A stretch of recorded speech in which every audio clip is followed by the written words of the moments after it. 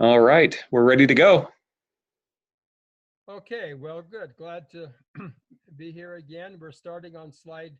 This is the one we finished on last time, but one number 171. But it's good just to look quickly to review where we ended.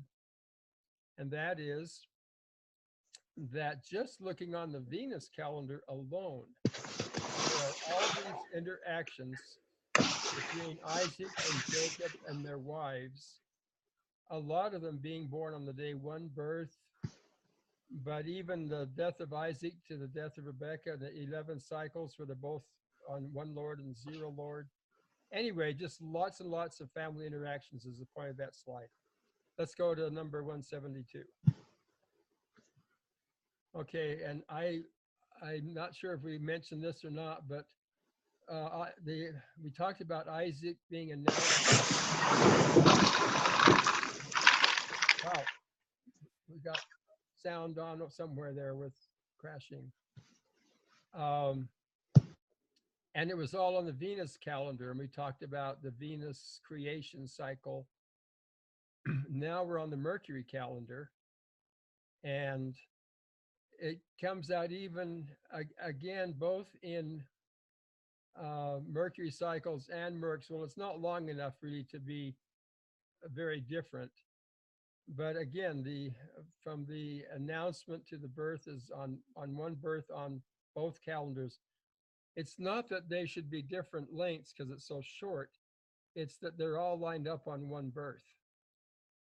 It's not very often that the Mercury and uniform Mercury cycles are aligned on the same holy days. Well, it's one time in nine. That's what it is. So anyway, they're lined up both at the announcement and the birth. So it's just showing that these cycles, many cycles, are tied to all of these things. Let's go to 173. Okay, now this is an interesting one. Uh, these are supposed to be Ishmael and Isaac. I doubt they looked that similar, but this was an internet picture I found. But I got them similar because I found Isaac's, well, actually, I found Ishmael's date first. But as I was finding both of their birth dates, I remember hoping that they were equally good. Uh, and sure enough, I mean, it's just amazing. And we've talked before a little bit about Leah and Rachel and these two wives and how they're treated equally on the calendars in an amazing fashion. Well, it's the same here. They're both Isaac and Ishmael are both born on the day one serpent, and they're about 14 years apart. Remember, uh, she's 86. No, he Abraham is 86 when Ishmael's born, and he's 100 when Isaac's born.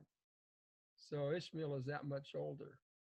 But they're both born on the day one serpent, and they're both on important Venus days, one birth for Ishmael and one resurrection for Venus.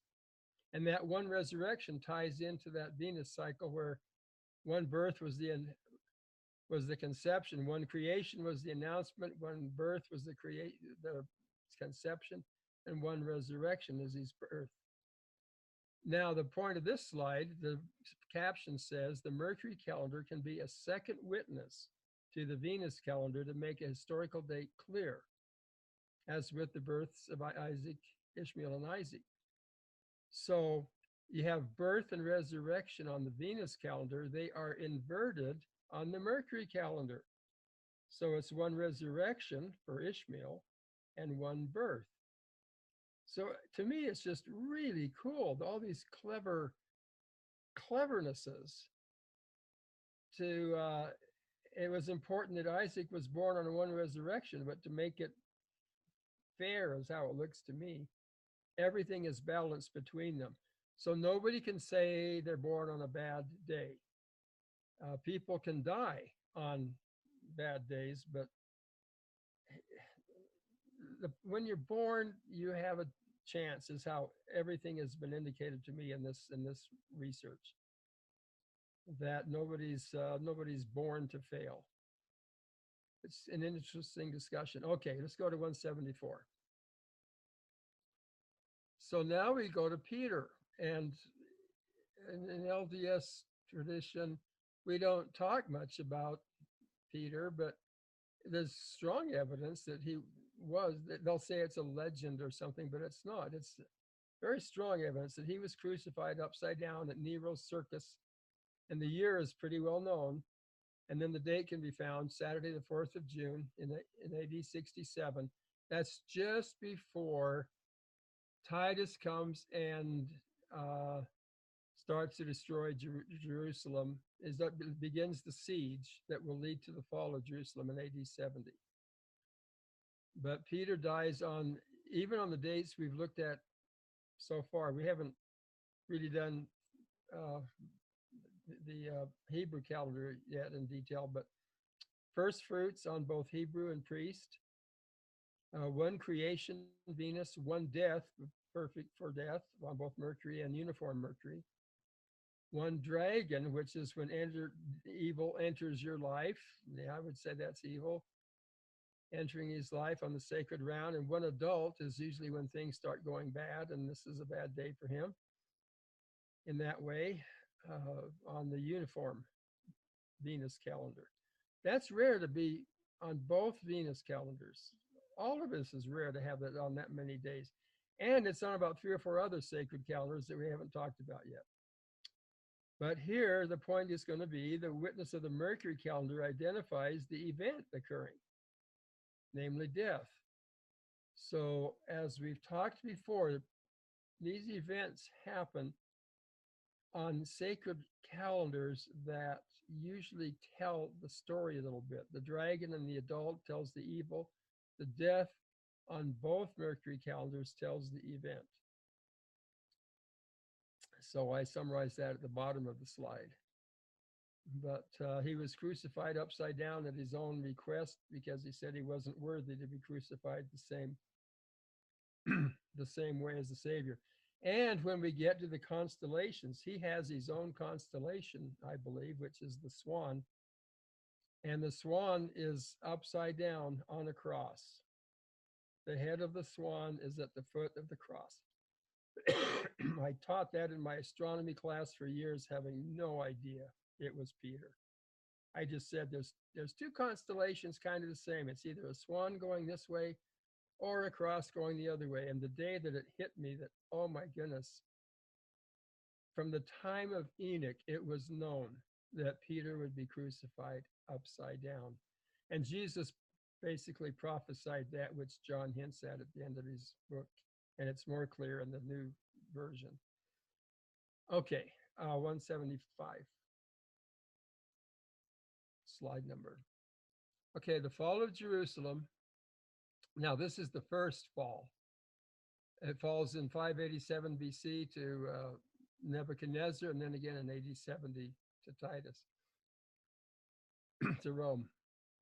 So the fall of Jerusalem to Babylon, the day is given in the Bible, 9th day of Tammuz. That's right in Jeremiah. It's actually in 3 places. And that's Thursday, the 23rd of June, 587 BC. And that's one death on both Venus and Mercury.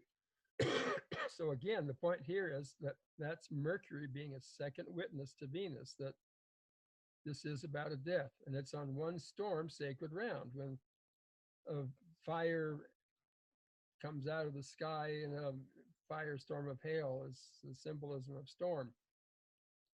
It's a rain and fire. It's like what happened to Egypt with the hail and burning hail coming down. So here again, Mercury is a second witness to Venus, but these are dates taken right out of the Bible. This is not a date I found choosing the best shot out of a year. It's given. It's all given right in the record, and it's on these holy days. Okay. Oh, and one storm is the day of the fall of Adam. That's going to turn out to be important too. Okay, let's go to 176. Now we're going to come to the next calendar. there's a scroll called the Temple Scroll found at the Dead Sea. And it tells about a calendar, which again has a 364-day year. But this calendar is all divided into sevens. The year has 7 parts that are 7 weeks each. So it's 7 times 7 times 7.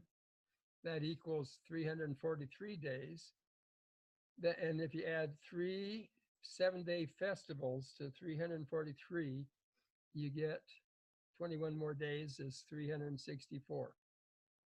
So it's all divided into sevens with 3 festivals. Now we're used to 2 festivals of 7-day Passover in the spring and a 7-day Tabernacles in the fall. Let's go to slide 177. This is, I call it the Jubilee calendar because Jubilee is associated with these units of 49. Most people would think it's 50, and there are celebrations on the 50th year, but a Jubilee is really 49 years. And these, excuse me, these sessions are 49. Actually, there's one version that the Quakers used to use. You do get extra stuff in these talks. And they were aware of the 50, and they took one of these 3 weeks and split it up and gave a day to each one of these. So they were 750 day periods with 2 weeks. But that is not how it was done in ancient Israel from the Temple Scroll. And I believe that was their misunderstanding of the 50. It's really all 49s. It's a base 7. So it's a 364-day Jubilee calendar. It could have been called a seasonal calendar too, but I chose Jubilee because it's all about agriculture and the seasonal cycle. Excuse me for the cough. In fact, I'm going to get some water. Wait.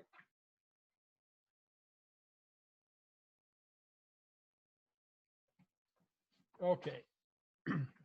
Their season, planting season, was in the fall. It's what we would call winter wheat. And you plant it in the fall, and the year begins in the fall. So there's a 40-day, 49-day planting season, and then watering, and then nourishing and tending. That tending is also transplanting. It's actually more transplanting, but that was too long of a word. So on the short pictures, I put tending, but keep in mind the T is transplant too. Then there's a mid-year fest because now it's time to start the harvest. And that's the equivalent of Passover, 7-day.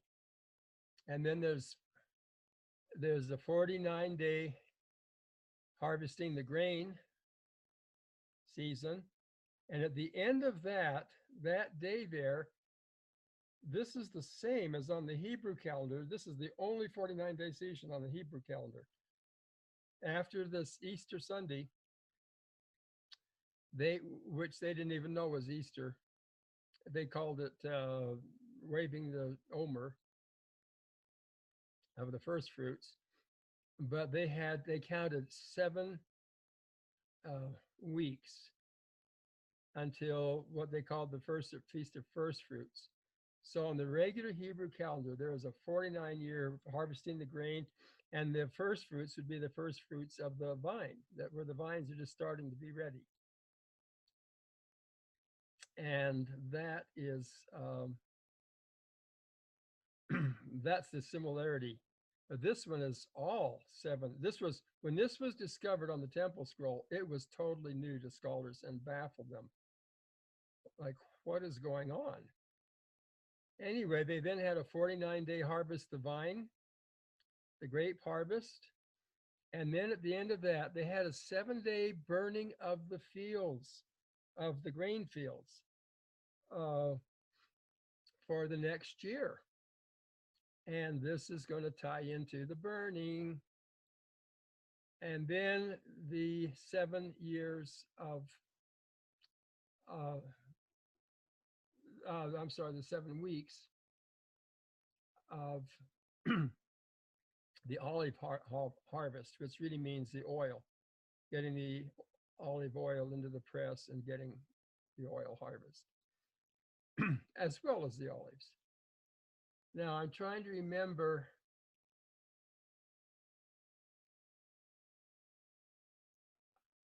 how soon I tell you. I'm going to tell you now because I'm looking ahead and I don't think it's in this lesson. But just very quickly, as above, so beneath, and fractals, as in small units, you have big units. We've talked about how you have measure years the same as days. In this case, you measure millennia in the same way as seasons.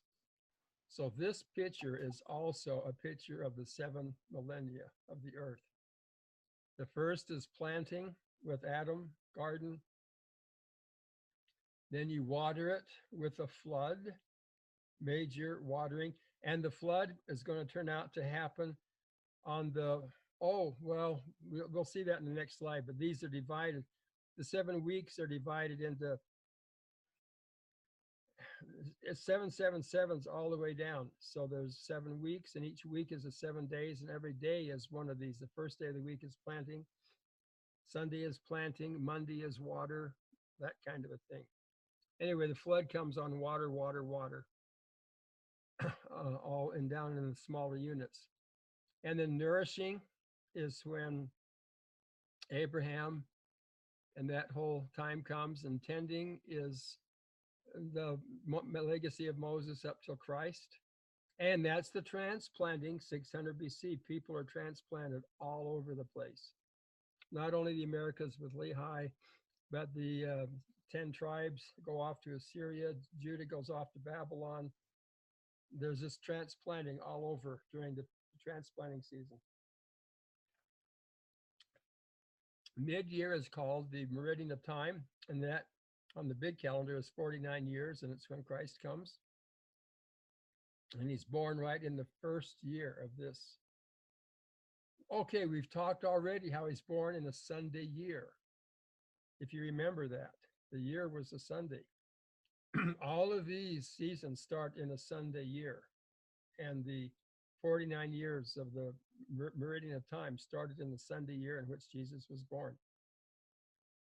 Then there's 1,000 years.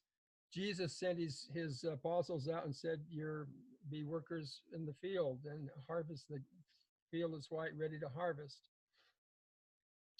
And they're workers there. Then come 1,000 years of the vines. And in Joseph Smith's time, the Lord says, you are workers in the vineyard. And these are the last days in the vineyard. and what's coming up next is the burning, which is a 49-year Jubilee period of the burning of the earth before the Savior. And we are well into that right now. We're about the 10th year into the 49 of burning. and then comes the millennium, the olive oil representing spirituality. And there's 1,000 years of spirituality. And then at the end of the earth, there's the little season, which is on this map, it's a 49-year period, a little season of the final, Satan is loosed in the final war.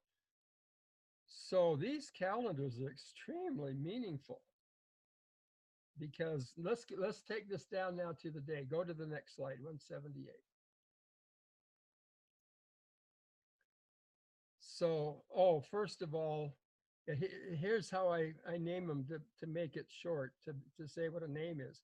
Each day is named for its season, week, and day, with one letter for each. For example, GWO in small letters is the last day. The O is for olives. You read it that way. Let's read it the first way. The G is for the grain season. So it's just like we usually make a date like month and day. the month, the equivalent of a month is the grain season. This is going to be season, week, and day. So it's the grain season. The W, which stands for watering, is the second. So it's the second week. And the O is the seventh. And so GWO is the grain season, second week, last day. It's a little tricky, but it's in 3 little letters. You nail down the exact, it's a nomenclature for every day of the year. This is one of the toughest. It's a simple in concept, but it's tough to, to look at GWO and know what day that is. Another thing that's really important is the other calendars that are 364 like Enoch. Enoch is divided into 4 parts with the big season markers, the big equinox solstice markers, and then three months in each, so it has 12 parts. 7 and 12 are really different numbers. So these are very independent. So when you have Easter Sunday lining up, Easter Sunday would be the opening of the grain harvest. Passover is the beginning of the mid-year. Easter Sunday is the Sunday after that, a 1-week session. I'm just saying it's tough. You can't get these to line up all the time. There's 7 units instead of 12 or 4. And so it's a big deal when they line up on these separate calendars. Okay, next slide, 179. And let's see, we're almost time. That was a long session we did there, but you needed, that was the best one we're going to do tonight about the year calendar. The way the Jubilee calendar keeps aligned with the 365 and a quarter day year is it does add an extra whole week, and it adds it at when it needed, about every 4 or 5 years. And it adds that extra week at the end of the year so that you have a 2-week feast at the end of the year instead of 1 week. And when Solomon dedicated his temple that year, he held the Feast of Tabernacles, which is on the Hebrew calendar. It was dedicated at Tabernacles. And it's supposed to be a 1-week festival on the Hebrew calendar. And when I read that in the Bible, he just decided to hold it an extra week. And I thought, what? You can't do that, Who do you think you are? Well, he's the wisest man that ever lived, no matter what happened to him afterward. And that year was, in fact, the year that you add the second week. And on the Jubilee calendar, it is a 2-week festival that week, and that's how he held it. And that's important. Let's do one more slide and we'll stop for today. And wait a minute, here we go. Yes, so the 3 festivals divide the Jubilee year into 3 parts, which begin and end on major holy days. Okay, so this is where I'm telling you what the major and minor holy days are. And this took quite a while actually to understand on my part, but that's not important. The first and last day of each of the holy weeks. On the regular Hebrew calendar, the first and last day of Tabernacles and the first and last day of Passover are holy. And on this one, the first and last day of burning also are holy. But not the first and last day of every season. So the other seasons between planting and watering, they're just minor holy days. So really the major holy days are the 2 at the beginning and end of each of the 3 cycles. So that's 2, 4, 6 of the 3 fasts, and then first fruits of the vine, just like on the Hebrew calendar. So they have, well, it's actually twice 7 because it's the first and last day of each. So it's 13 because it's going to be 12 holy days plus first fruits. So there's 13 major holy days. And then the other ones are minor holy days. And then that's a detail, but it's kind of important to know. And well, let's stop there. We'll go on. That's a good place to review for next time. So we'll stop on 180. And I don't have any questions that I've received in the mail that I am aware of. So I will open it now to either discussion or questions or whatever people would like. Oh, and I will look at my chat box. Okay, so I have a question in Mr. Chat box. Do you have a date for Lehi leaving Jerusalem before 580 BC? Wasn't it 600 years before Christ? And yes, and then he says, yeah, that's right, 600 is before 587. Okay, so I have a whole paper on this, and if it's called Lehi's 600-year prophecy. And what I will suggest is different. I've read all these papers from Mormons trying to explain it. And to me, they all are just often la la land, proposing, well, it doesn't matter. I think they all have totally missed the mark. If you read the Book of Mormon carefully, I'll just give a quick summary while other people are thinking of questions. But there's 2 destructions of Jerusalem, and it's right in the Bible. It's clear in the Bible, and it's actually clear in the Book of Mormon, and I have a paper saying that. The first destruction is just in a couple of verses. I think it's in Kings, and it's when Joachim fails to pay taxes right at the first. It just says, in one verse, it says, and Nebuchadnezzar comes in and destroys Jerusalem. And that's in 601 BC, in November. And they just do it in one verse. And then if you read carefully, the people are all taken into captivity. Nebuchadnezzar becomes king in Battle of Carchemish was June of 605 BC. He becomes king, immediately had taken over. He took Daniel, he took over and put in his own king, Joachim at first. And when Joachim fails, it just says he destroys Jerusalem, and another king is put in for a while. But Lehi is going to leave in April of 601 BC, before Jerusalem was immediately destroyed in November of that year. Then time goes on. They put in King Zedekiah finally. They put in a couple, Jehoiakim is how I call his name. They put him in, take him into captivity, and that's a huge thing. And then he's replaced with Zedekiah.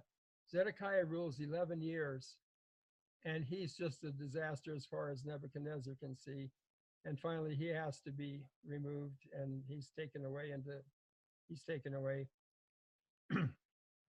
And that's the 580 BC destruction. A big clue to all of this, which has been overlooked, is that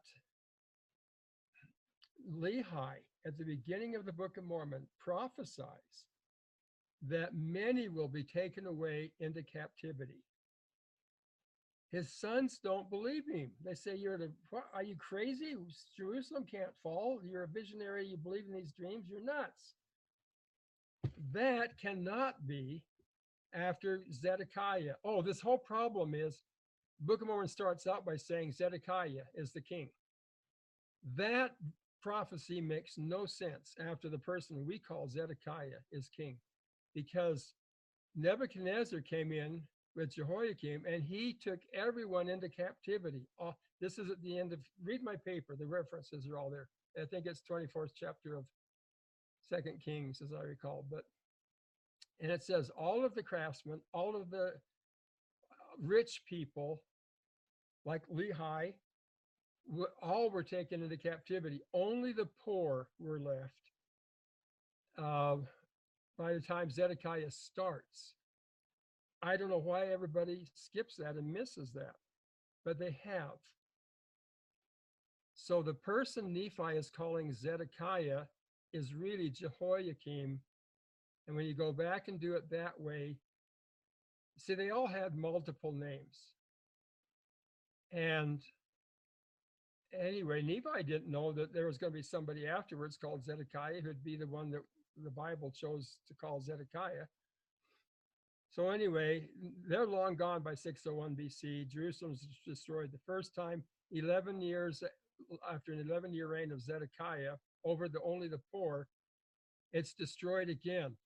There's a prophecy by Ezekiel, who is in the captivity, and he prophesies there are not a lot taken into captivity the second time. He said there will be 3 ways people are killed. He said this time, no mercy from Nebuchadnezzar. He's going to do 3 things. He's just going to kill people with the sword. They're going to be scattered, run for their lives. And I forgot the third one. It's either starvation, but it's not taken into captivity. The first time, something like 12,000 people were taken into captivity. The last time, the number taken into captivity is in the book of Jeremiah, and it's something like 830. It's just a handful. So the point is, Lehi's prophecy only makes sense before the person we call Zedekiah. And it comes out 600 years to the day. He leaves on April 6th, 601 BC, and Christ is born basically April 6th, 1 BC. So it's to the day. On the Enoch calendar, it's to the day 600 years. So there's the short. So now you don't have to read my paper. That's what that says. So other questions? Hey, John, I have a question for you. Okay. So Mother Earth and what is mentioned about the earth being divided, it's like in Genesis 10 or First Chronicles 1. It's right. And with that happening just before, during, or after Nimrod's the Tower of Babel, does that align with any calendar, so to speak, with that division? And what would the division represent? Okay. Good. Great. Thank you. So Peleg's name means division, and it was prophesied at his birth with that name that the nations would be divided, earth would be divided at that time. Well, it turns out it's basically at his death. He lives something like 240 years. He's Eber's son.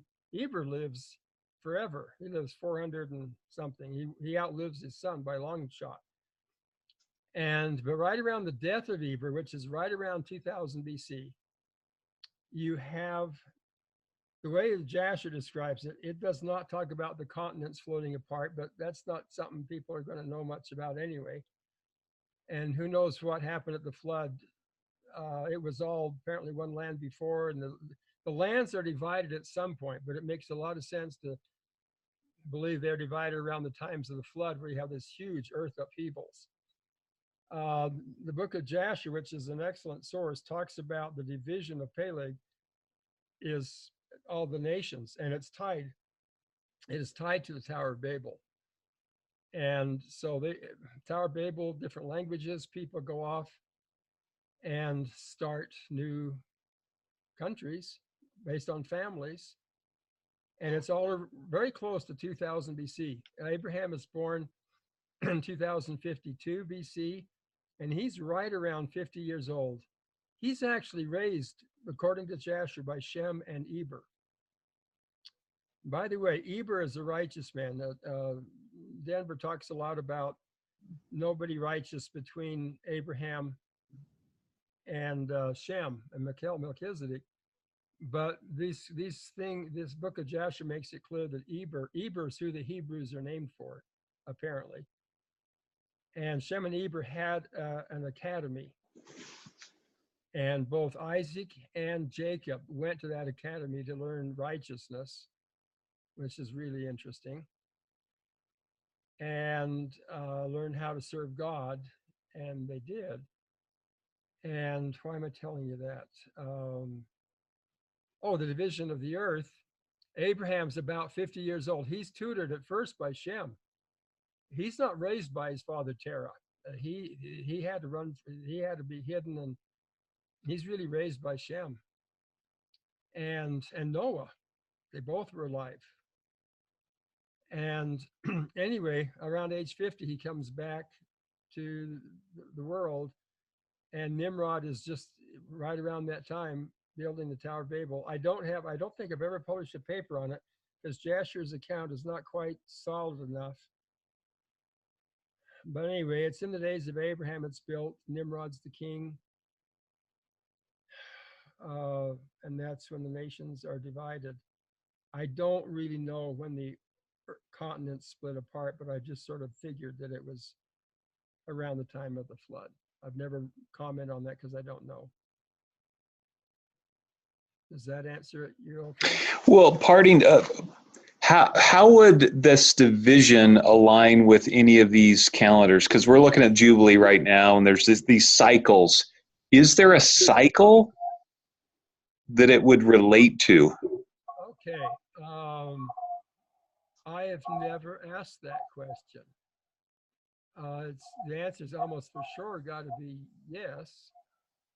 I have later on. I have, I think, a slide where you can see the units on the, but it would be in the water division because it's only a couple hundred years after the flood is 2300 BC and the tower's 2000 BC, so it's 300 years later. So it's not a big division on this calendar that I can tell just now. But that was such a huge event in the history of the earth. It's probably going to be on some cycle. I've never looked for that. See, like I said, I've never had a paper on it. I didn't have it narrowed down closely enough to try to investigate it. So I don't know is the answer, I guess. So there's really not a specific cycle that has been identified for Mother Earth because she obviously goes through her cycle and. Oh yeah, and thanks for pointing out. This is an Earth. This whole big cycle is an Earth cycle, and she groans at the wickedness of her people, and her blood cries from the ground for vengeance. And but I have not. You know what would fit? I'll tell you a cycle I've never looked at. The Egyptians, and it's funny, I just wrote this paper on Egypt. The Egyptians divide the year into 3 parts instead of 4. They had 3 seasons. They had, the year starts at the overflowing of the Nile around in July. And the first season, I believe, is watering, when that brings fertility to the ground for the sand overflowing. So that's an automatic fertilization. And then I think it's planting. I guess the water and the planting are kind of the same. And then there's the growing season, and then there's the harvest season. So it divides it into thirds. And I've always felt that was important, and I've never looked at that.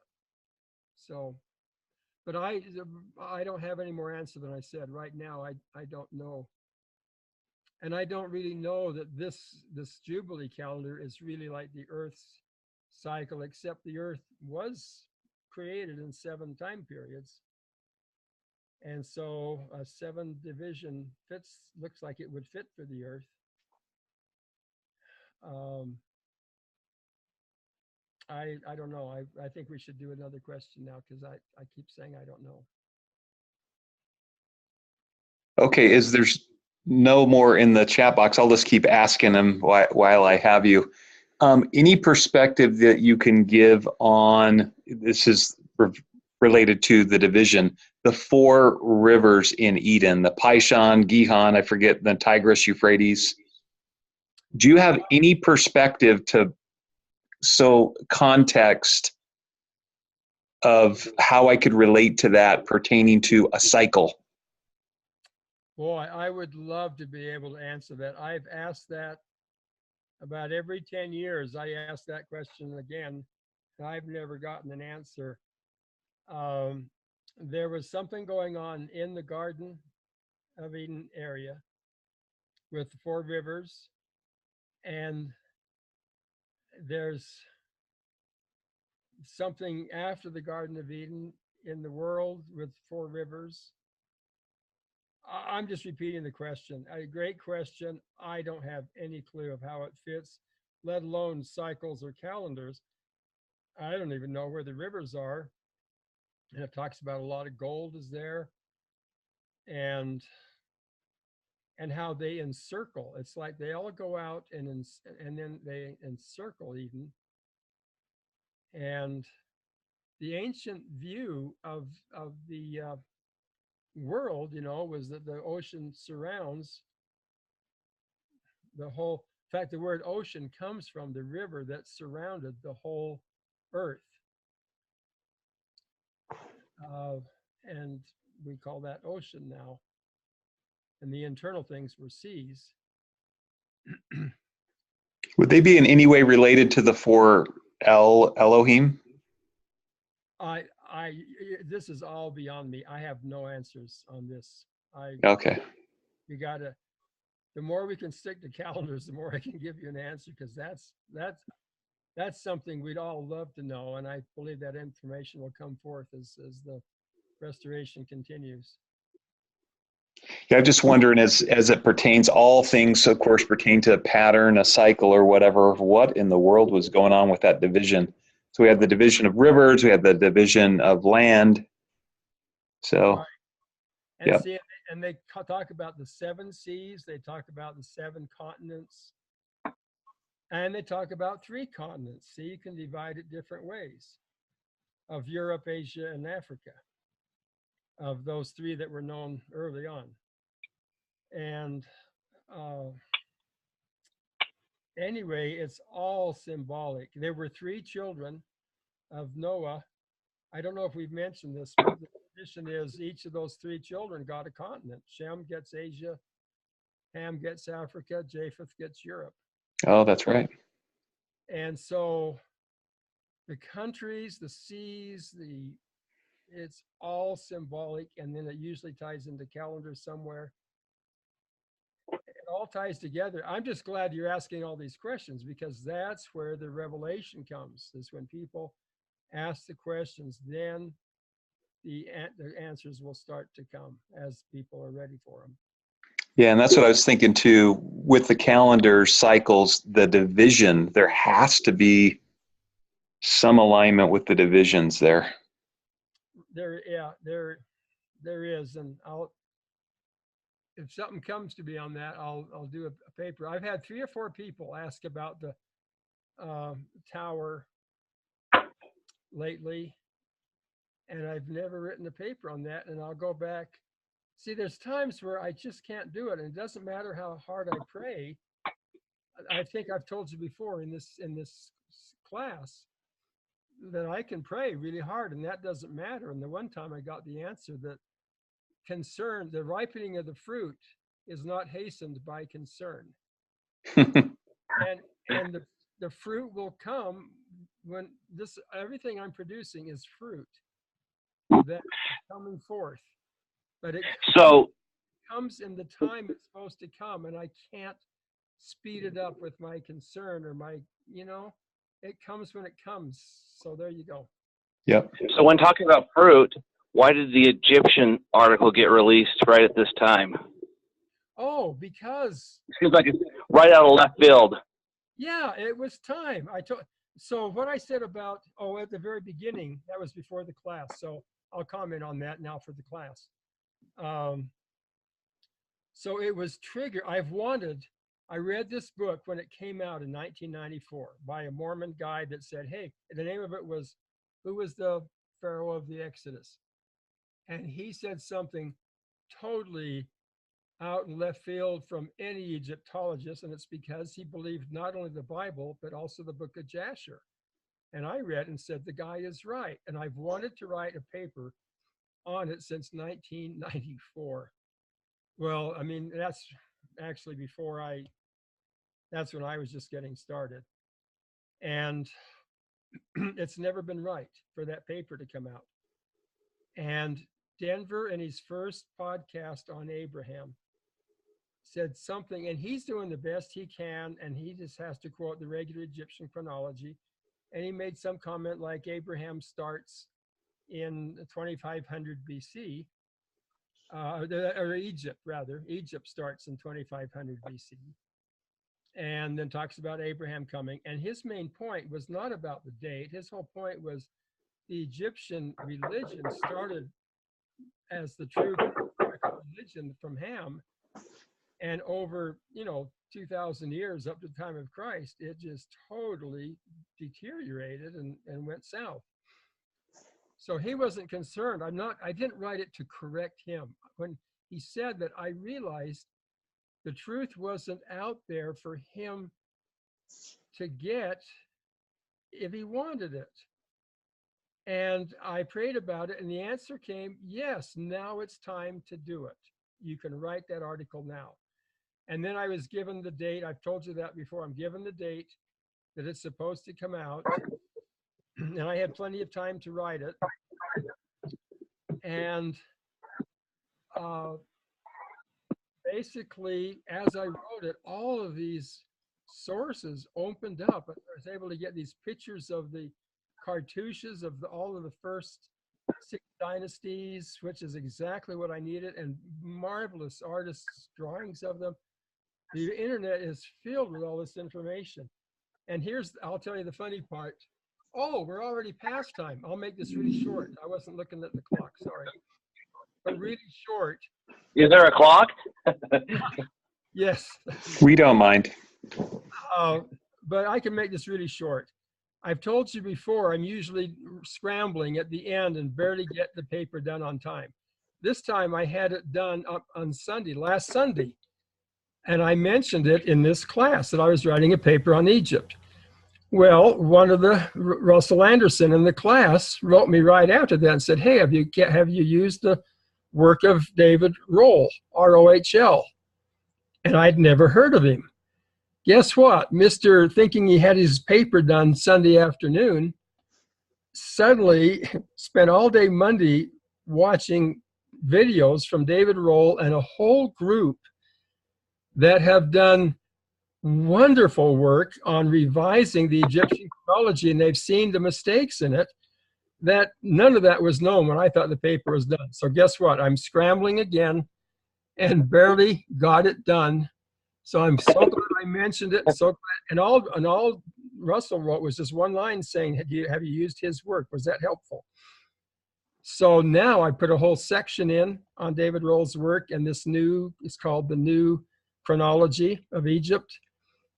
So see, everything was right. I didn't know there's been a whole group out there for the last 20 years updating the work. And I didn't know all these pictures are available. The time was right where everything was available. And I was able to add all of that in the last couple of days and get it out. And it's really a wealth of information. But I am saying that on one point, everybody else has been wrong. And this guy named Jeff Williams was right. And it's time 25 years later to give him another look. So my whole point really is to help bring out what he discovered. And all I added to it was the date of the Exodus, which hadn't been known before. Okay, we got to end. But yep, it was just time. It was the right time because everything was available. And I don't know why it's time. It just is. Okay. All right. Hey, well, thanks everyone for joining. We'll get this up on YouTube. Everything is caught up finally on the Restoration Archive site, so you could refer to it there. But we'll see you next week. Thanks, John.